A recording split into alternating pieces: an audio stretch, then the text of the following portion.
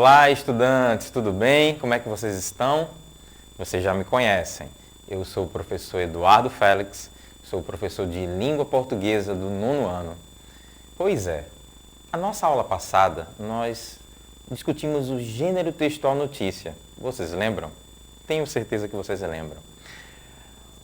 Quando trabalhamos o gênero textual notícia, lemos uma notícia bem interessante, cujo título é esse aqui que aparece aqui na tela para vocês. Praia de Piedade, no Jaboatão, volta a ser palco do nascimento de filhotes de tartaruga marinha. Tenho certeza que vocês lembram dessa notícia. Além disso, o que foi que nós vimos também?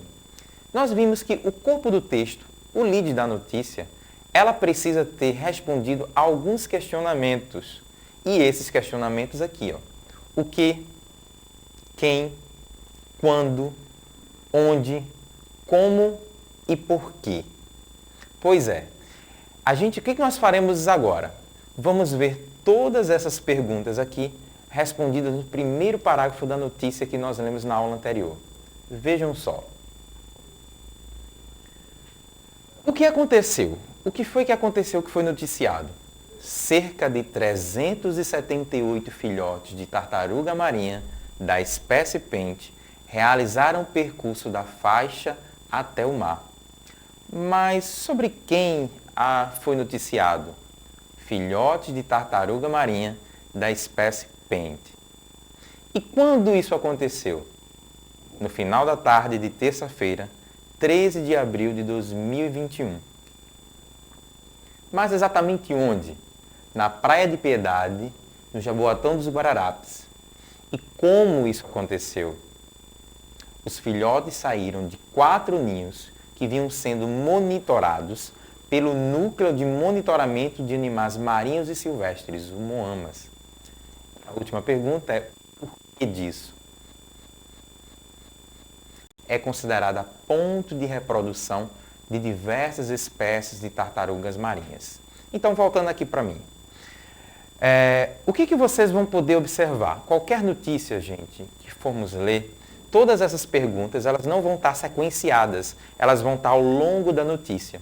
Elas são primordiais para que a notícia ela realmente alcance o seu objetivo, para que ela cumpra, na verdade, a sua função do gênero textual notícia.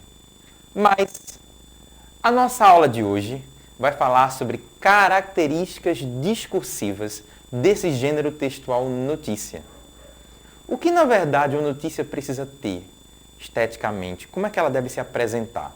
Vamos lá. O primeiro ponto, título principal, é a manchete, a chamada. Esse título principal, geralmente são manchetes e chamadas que atraem, que chamam a atenção. Além do título principal, evidentemente, eu vou ter o título auxiliar. Mas o que seria esse título auxiliar? Qual é a função desse título auxiliar? É um subtítulo, é uma linha fina, ele complementa o título principal. Mas, na verdade, ele é opcional. Ou seja, você pode encontrar notícias que tenham esse título auxiliar, outras não terão. Ele não é primordial, como, por exemplo, o lead. Esse, sim, é fundamental. Esse lead é justamente onde há todos esses questionamentos que acabamos de ver. Mas o que é exatamente o lead? É um parágrafo de introdução que apresenta a síntese da notícia e contém as informações essenciais, às quais responde as seguintes questões. O que aconteceu, quando, onde, quem e como aconteceu. Essa é a parte, digamos assim, primordial da notícia.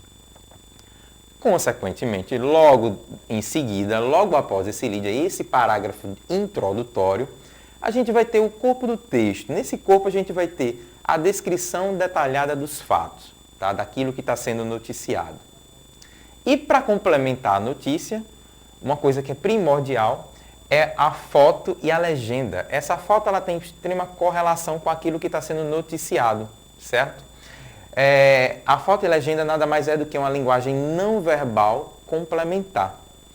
Eu convido vocês, nesse momento, vamos ler uma notícia que eu particularmente achei muito interessante, pessoal.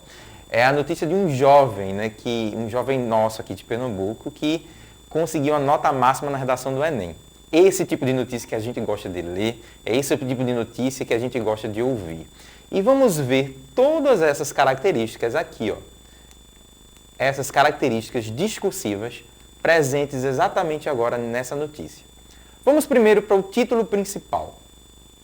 Jovem de Jaboatão dos Guararapes está entre os 28 candidatos de todo o país que conseguiram a nota máxima na redação do Enem.